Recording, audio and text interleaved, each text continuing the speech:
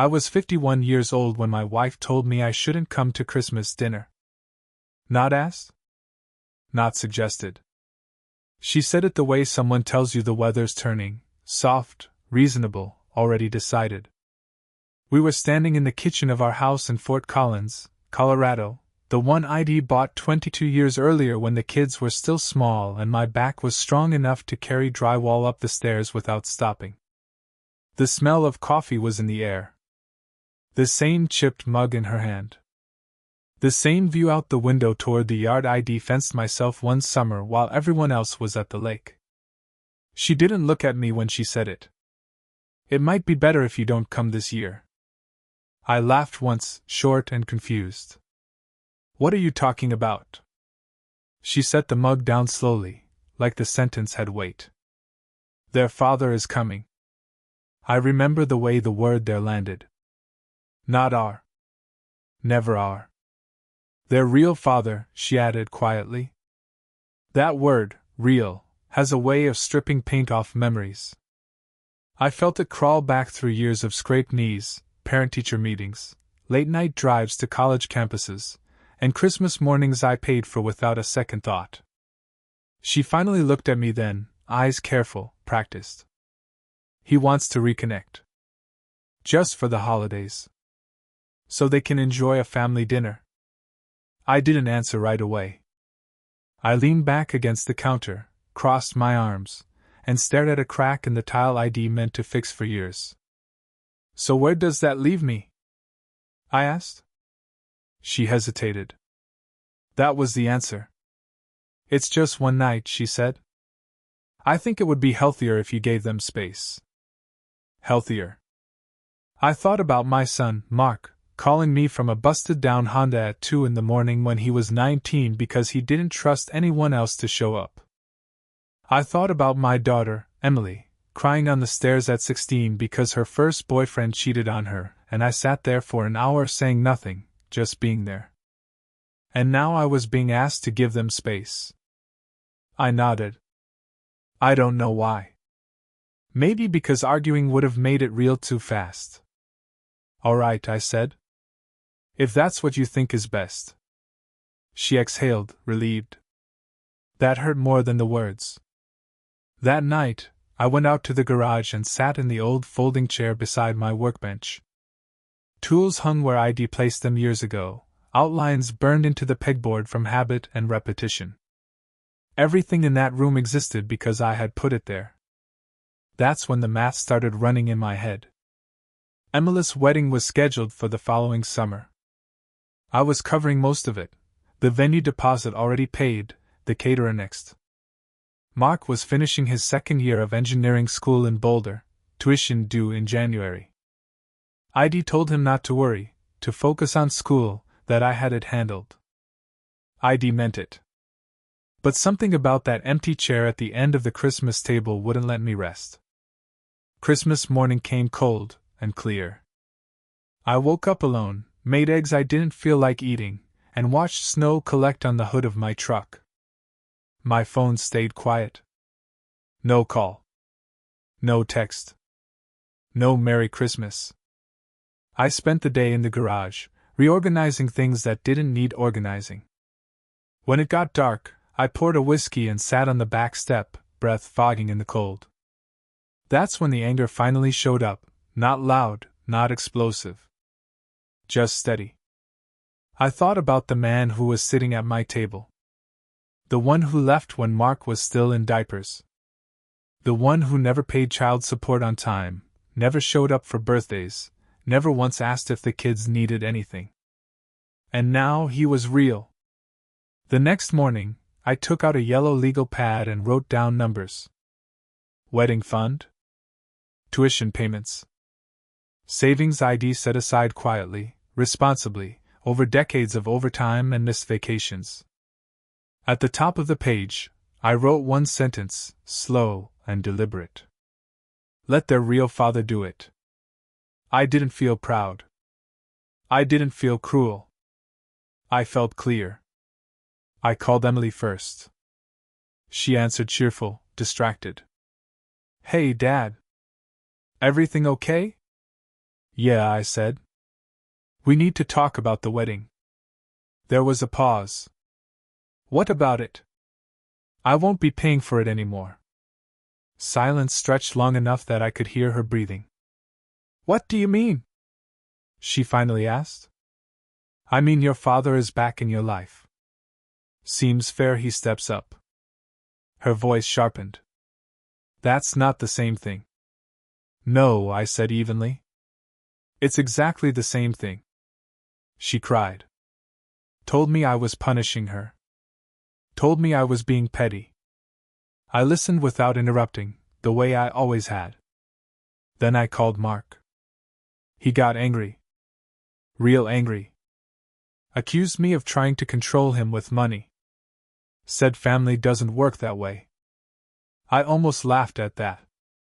Family, I said, doesn't ask you to stay home on Christmas. Neither of them came by after that. My wife barely spoke to me. The house felt bigger, colder, like something important had been removed and no one wanted to admit it. But every night, sitting in that garage chair, I asked myself the same question. If I wasn't family enough to be seen, why was I still expected to pay? I didn't have the answer yet. But I knew one thing for sure, whatever came next was going to change all of us. The first real blow didn't come from my kids. It came from the way my wife moved through the house after that phone call, like I'd become a piece of furniture she didn't know where to put anymore. She didn't yell. Didn't slam doors. She just got quiet in that careful, surgical way people do when they've already decided you're the problem. 2 days after Christmas, she stood in the hallway outside our bedroom, arms folded, and said, Emily's been crying. I kept my eyes on the shirt I was folding. I'm not surprised. You're hurting her, she said. I looked up then. No. I'm refusing to bankroll someone else's definition of family. She flinched at the word bankroll, like it was crude. Like money hadn't built half the comfort in that house. He didn't ask for this, she said. He just wanted to reconnect. He didn't reconnect when Mark needed a father, I said. He reconnected when Mark is grown and Emily's about to get married. That's not reconnecting. That's showing up when the food's already on the table. She opened her mouth like she had something loaded, then stopped. That told me everything. She didn't have an argument, she had a plan, and I was stepping off the path she'd laid out. That afternoon, Mark came by. Not my son the kid. Not the skinny teenager who used to ask me to throw a football in the yard until my shoulder ached. This was Mark the adult, jaw tight, eyes hard, shoulders squared like he was walking into a fight head already rehearsed in his head. He didn't sit. He stood in my living room, hands shoved in his jacket pockets, and said, Mom told me you cut off tuition. I did, I said. That's insane, he snapped. You promised. I nodded slowly. I did promise. Back when I thought I had a place in this family. His eyes flashed. You do have a place. This isn't about you. I let that hang for a second, because the irony was sharp enough to draw blood. So Christmas dinner wasn't about me either? I asked. His jaw tightened. He looked away for half a beat, like a man glancing at an exit. It was complicated, he said. Complicated as traffic, I told him. This is simple. You chose who you wanted at the table. Mark's voice rose. Dad, I held up my hand. Don't do that. Don't call me Dad when you're standing there defending a man who left you and now gets to play hero because he bought you a round of drinks and told you a couple stories. Mark's face reddened. You don't know what you're talking about. I studied him, really studied him, and it hit me like a cold punch. This wasn't just my wife pulling strings. Mark had been pulled already. Tell me his name, I said. Mark blinked. What? Tell me your real father's name. He hesitated, just a fraction too long. Rick, he said. Rick Dawson. I repeated it once, tasting it. Rick Dawson. Now I knew that name. Not because I'd ever met him, but because I'd seen it on old envelopes, years back, when child support checks came late or not at all. I'd seen it on a court document my wife cried over when the kids were small. I'd seen it the way you see a shadow on your wall and pretend it's not there. Rick Dawson. He's staying in town? I asked. Mark's eyes narrowed. Why? Because in trying to understand the kind of man who walks back into a life like he never left, I said. The kind of man who eats ham at my table while I'm at home alone. Mark's nostrils flared. He didn't want you excluded. Mom said it would just be easier. I laughed once, bitter. Easier for who? Mark didn't answer. That was the answer. He started pacing, like his body couldn't contain the frustration. Emily's wedding deposit is due. Tuition is due. We had plans. Then Rick can help, I said. Or, hey, race a wild idea, you can do what I did at your age and work 2 jobs. Mark stopped pacing. His eyes went cold. So this is revenge. No, I said, calm as stone. This is boundaries. He shook his head like I'd disappointed him. Like I was the one who broke something. Emily thinks you hate her. I don't hate her, I said. I hate being treated like an ATM with a heartbeat. Then he said something I'll never forget. He said, you're making this about money because you don't want to admit you're jealous. Jealous. That word landed wrong. Like calling a man cheap when he's starving. I stepped closer, not threatening, just close enough that he had to look me in the eyes. Listen to me, son, I said quietly. I'm not jealous of a man who ran from responsibility. I'm not competing with him. I'm just done financing a story where I'm the background character. His mouth opened, but nothing came out. He wasn't prepared for that kind of calm. Mark finally grabbed his keys off the coffee table, shaking his head like he couldn't believe me. You're gonna regret this, he said. I didn't stop him. I didn't chase him. I didn't plead. The door closed, and the silence that followed felt like a whole season changing. That night, my wife sat at the kitchen table again, the same spot she'd used when she told me not to come to Christmas. The overhead light buzzed faintly. She stared into her tea like it had answers. Rick called, she said. I didn't look up from the sink where I was washing a pan that was already clean. Oh yeah? I said. She nodded. He wants to meet with you. I turned off the water and dried my hands slowly. Why? She shrugged, but her face was tight. To talk. To smooth things over. Smoothing things over would have been inviting me to dinner, I said. She swallowed. He said he wants to thank you. I let out a slow breath through my nose. Thank me, I repeated. For what? Raising his kids? Her eyes flicked up to mine, and I saw it then, something like fear, like she knew this was more than awkward. She knew she'd lit a match near gasoline. He's changed, she whispered. I stared at her a long time. So have I. 2 days later, I met Rick Dawson. Not at my house. Not in my town like he owned it. I picked a neutral place, an old diner off College Avenue called Mabel's, the kind of place with cracked vinyl booths and coffee that tastes like it's been keeping secrets for decades. I walked in first and chose a booth with my back to the wall. Habit from years of working construction sites and dealing with men who thought intimidation was a personality. Then I saw him. Rick Dawson wasn't a monster. That's the thing people don't tell you. He was just a man. Mid-50s, decent boots, a leather jacket that looked bought more for the image than the weather. Hair thinning but styled like it still mattered. He walked in smiling like we were old friends. He spotted me and held out a hand. You must be, I didn't take it. His hand hung there a moment too long, then he chuckled awkwardly and sat. Well, he said, trying to keep the grin, I guess I deserve that. I stared at him. Why are you here? He leaned forward, elbows on the table like he belonged. I just wanted to clear the air. I didn't mean to cause trouble. I kept my voice low.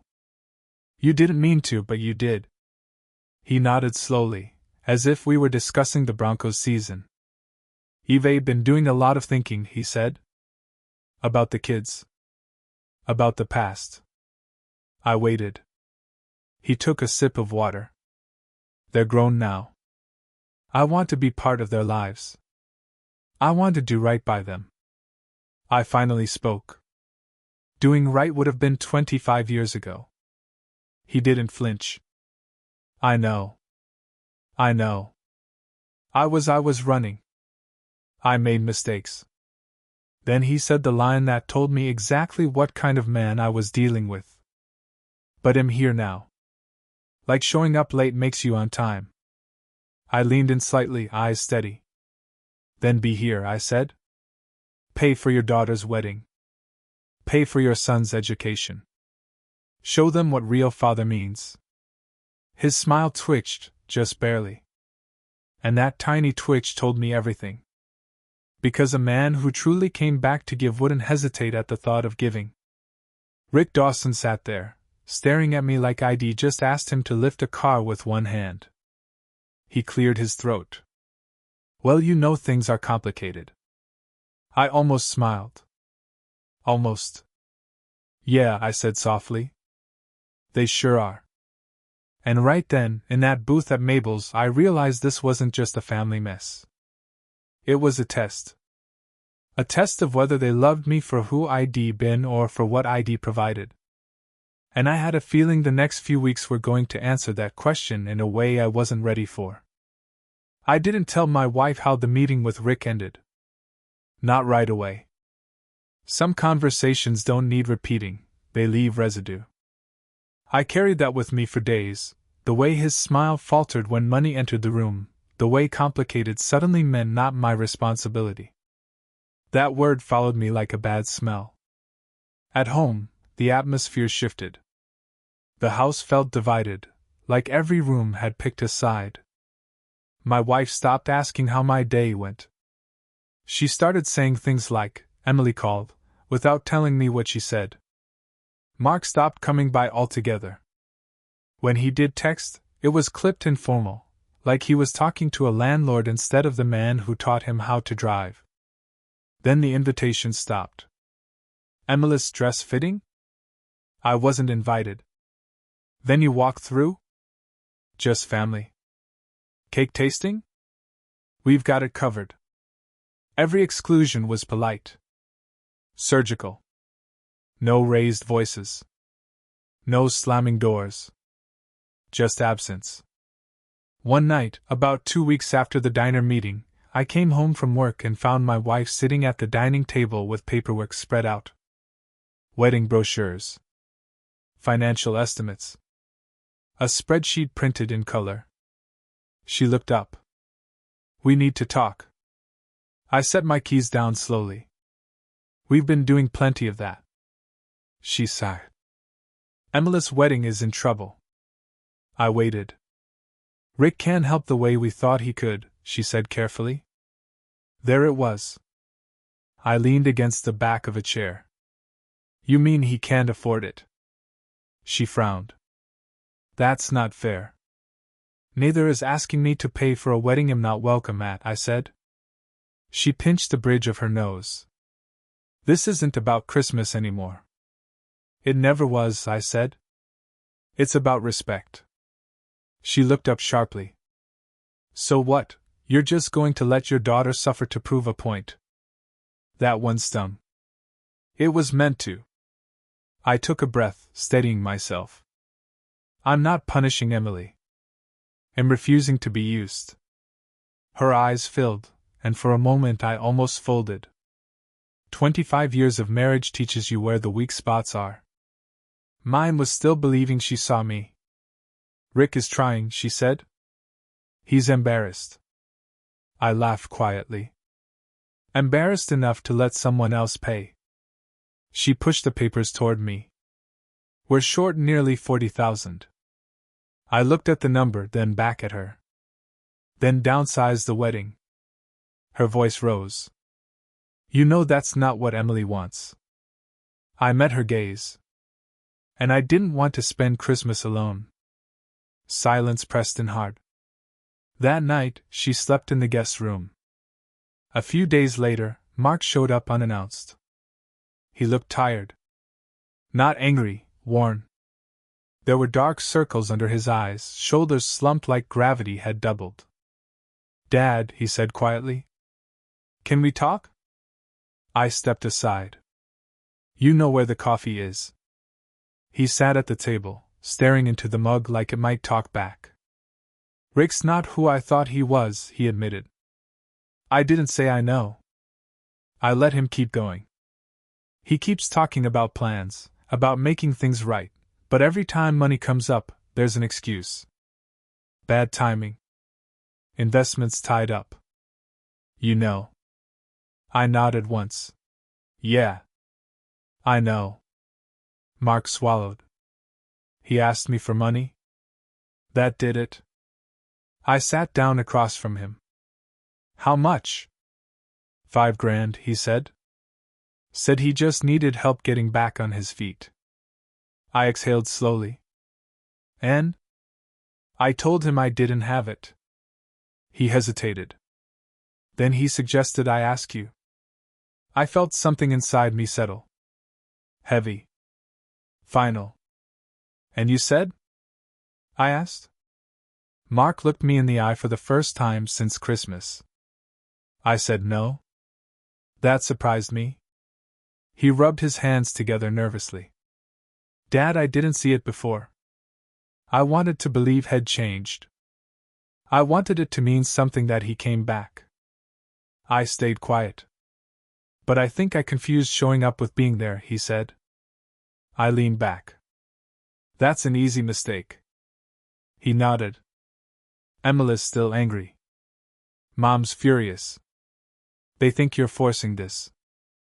I'm not forcing anything, I said. I stepped back. That's all. Mark swallowed hard. I didn't defend you. At Christmas. I should have. The apology wasn't loud. It didn't fix everything. But it mattered. I don't need an apology, I said. I need honesty. He nodded again. Then be honest with me. If Rick disappears again, will you still be done? I thought about that. About the years I'd given. The nights I stayed up worrying about tuition and braces and first apartments. About the chair at the end of the Christmas table. I won't chase people who leave, I said. But I don't close doors forever. Mark stared into his coffee. Emily's wedding might fall apart. I shrugged. Or it might become something real. A week later, Rick disappeared. No dramatic goodbye. No explanation. His phone went straight to voicemail. His social media went quiet. Emily found out he'd moved out of his short-term rental early. Left town without telling anyone. The silence he left behind was loud. Emily didn't call me. But she stopped answering my wife's calls. The wedding was postponed. Officially blamed on logistics. Unofficially, it was grief. One evening, I came home to find my wife sitting on the couch, eyes red. He's gone, she said. I sat beside her. Didn't say I told you so. She whispered, I thought if he came back, it would heal something. I looked at the wall, then at my hands. Healing doesn't come from ghosts. She nodded slowly. For the first time in months, she reached for my hand. And for the first time in months, I didn't pull away, but I didn't squeeze back either. Because trust, once cracked, doesn't seal itself just because the storm passes. That night, I went back out to the garage. Same folding chair. Same workbench. Same quiet. But this time, The anger wasn't there. Just resolve. I'd learned something important. Love that only shows up when it's convenient isn't love. And family that values presence less than appearances will always cost you more than money. And I wasn't paying that price anymore. The strange thing about things falling apart is how quiet it gets afterward. No more arguments. No more frantic phone calls. Just empty space where expectations used to live. The house settled into a new rhythm after Rick disappeared. My wife moved like someone relearning a room, touching furniture, hesitating in doorways, sitting down and standing up without knowing why. She stopped defending him. Stopped explaining. That told me she'd finally stopped lying to herself. Emily moved back home for a while. Not officially. She said it was temporary, that it made sense financially with the wedding on hold. But I could see it in her eyes the first night she dragged her suitcase down the hall. She didn't know where she belonged anymore. We ate dinner together that night. Just the three of us. No phones. No television. Just forks against plates and the hum of the refrigerator. Emily barely touched her food. Finally, she said, "He left." I nodded. "I know." Her voice cracked. "I feel stupid." I looked at her then, really looked. Not as the bride-to-be, not as the angry daughter, but as the little girl who once climbed into my lap after a nightmare and said, "Don't let go yet." "You're not stupid," I said. "You're human." She swallowed hard. I wanted it to mean something. Him coming back. "I know," I said. She stared at the table. I thought if he showed up, it would fix the part of me that always wondered why he didn't stay. That hit deep. Because that question doesn't disappear with age. It just learns to wait. "I spent years wondering the same thing," I said quietly. "Not about him. About whether I was enough." She looked up sharply. "Dad, I didn't say it so you'd feel guilty," I said. "I said it because it's true. And because I worked through it." She nodded slowly, tears sliding down her cheeks. "I pushed you away," she whispered. "Because I thought you'd always be there." I reached for my glass, steadying myself. "That's usually how it goes." She let out a shaky breath. Are you really done helping?" The question wasn't about money. It was about love. I thought for a long moment before answering. "I'm done being invisible," I said. "I'm not done being your father." That was the first time she cried in my arms since she was a teenager. A week later, Mark came back around more often. He didn't announce it. He just started showing up. Helping with small things. Fixing a cabinet hinge. Bringing groceries without being asked. One night, while we were both in the garage, me at the workbench, him leaning against the wall, he said, "I get it now." I didn't ask what he meant. He continued anyway. "You weren't punishing us. You were protecting yourself." I nodded once. "That's a hard lesson to learn." He rubbed the back of his neck. "I thought being a dad was just showing up when it mattered." I set down my wrench. "Showing up is the easy part. Staying is the work." He looked at me, really looked, like he was measuring the distance between who he thought I was and who I'd actually been all along. "I don't say this enough," he said. "But I wouldn't be who I am without you." That mattered more than any apology. My wife and I talked more during that time than we had in years. Not yelling. Not defending. Just long, uncomfortable conversations where truths sat between us like exposed wiring. "I didn't mean to erase you," she said one night. "I thought I was helping the kids." "I know," I said. "But you decided for me instead of with me." She nodded. "I was afraid. Afraid of reopening old wounds. Afraid of conflict. And I paid for that fear," I said. She didn't argue. She just said, "I'm sorry." Not the quick kind. The kind that costs something to say. The wedding never came back the way it was planned. Emily and her fiancé downsized everything. Smaller venue. Fewer guests. Less spectacle. She asked me one afternoon if I'd walk her down the aisle when the time came. I didn't answer right away. Only if you want me there, I said. Not because you think you owe me. She smiled through tears. I want you there. I always did. As for the money, I helped. Not because I was guilted. Not because I was expected to. Because I was asked? And that made all the difference. I didn't resume Mark's tuition payments fully either. We sat down, just the two of us, and worked out a plan. He took on more responsibility. More ownership. I don't want a safety net I didn't earn, he said. I smiled at that. That's how you grow. One night, months later, I sat alone in the garage again. Same folding chair. Same workbench. But it felt different. Not like exile. Like choice. I realized something then, something I wish I'd understood years earlier. Love doesn't disappear when you set boundaries. It gets clearer. Stronger. More honest. And the people who truly care will step forward when you stop propping them up. I didn't lose my family. I lost the illusion that my worth came from what I provided. And that loss gave me back something better, myself. The wedding happened on a warm September afternoon, the kind of day Colorado saves for forgiveness.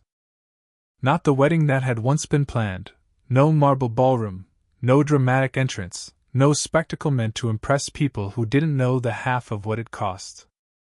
This one was held in a small outdoor venue just west of town, cottonwoods lining the edge of the property, folding chairs set up by friends the morning of. I arrived early. Old habit. Emily was inside the small prep room when I knocked. She opened the door in her robe, hair half done, eyes bright but steady. No nerves. No drama. Hey, she said softly. Hey, I answered. She stepped forward and hugged me. Tight. Real. The kind of hug that doesn't ask for anything, just acknowledges what survived. Thank you for coming, she said. I smiled. I wouldn't be anywhere else. And I meant it, not out of obligation, not because I was expected to, but because I was wanted. When it came time to walk her down the aisle, she didn't hesitate. She slipped her arm through mine like it was the most natural thing in the world. No announcement. No apology. Just a choice. As we walked, I felt something loosen in my chest that I didn't realize I'd been carrying. Every step felt earned, not bought, not negotiated. Mark stood near the front, hands clasped, eyes already wet. When our eyes met, he nodded once. Respect. Gratitude. Maybe even understanding. After the ceremony, there were speeches. Emily spoke first. She didn't talk about fairy tales or perfect timing. She talked about resilience. About people who stay even when staying isn't easy. Then she looked right at me. And to the man who showed me what a real father actually is, she said, voice steady, thank you for teaching me that love isn't loud, it's consistent. I didn't clap. I just sat there, hands folded, heart full in the quiet way that lasts. Later that night, when the music softened and the lights dimmed, my wife sat beside me on a wooden bench near the edge of the venue. We watched people laugh, watched Emily dance barefoot on the grass, watched Mark argue good-naturedly with an uncle over something that didn't matter. I made a mistake, she said quietly. I didn't rush to answer. I thought healing meant restoring what was broken, she continued. But I forgot to protect what was already whole. I looked at her then, really looked, and for the first time in a long time, I saw humility instead of defense. We both learned something, I said. She nodded. You weren't cruel. You were honest. That's all I ever wanted to be, I said. She reached for my hand. This time, I squeezed back. Life didn't magically turn perfect after that. Mark still struggled some months. Emily still had questions about her father that no one could answer for her. My wife and I still had scars that didn't vanish just because the bleeding stopped. But the rules had changed. There were no more unspoken expectations. No more love measured in dollars. No more seats taken for granted. One evening, months later, I went back into the garage. Same folding chair. Same workbench. But I didn't sit there because I felt pushed out anymore. I sat there because I chose quiet. I thought about the man I'd been, the one who thought providing was the same as belonging. The one who believed sacrifice didn't need acknowledgement. I thought about how close I came to disappearing without ever leaving. And I understood something I wish every man understood sooner. You can give everything to people and still be treated like you're optional, unless you teach them otherwise. I didn't lose my family that Christmas. I lost the version of myself that believed love meant enduring disrespect in silence. And in letting that go, I gained something far stronger than approval. I gained peace. Because the moment you stop paying for a seat at the table is the moment you find out who actually wants you sitting there.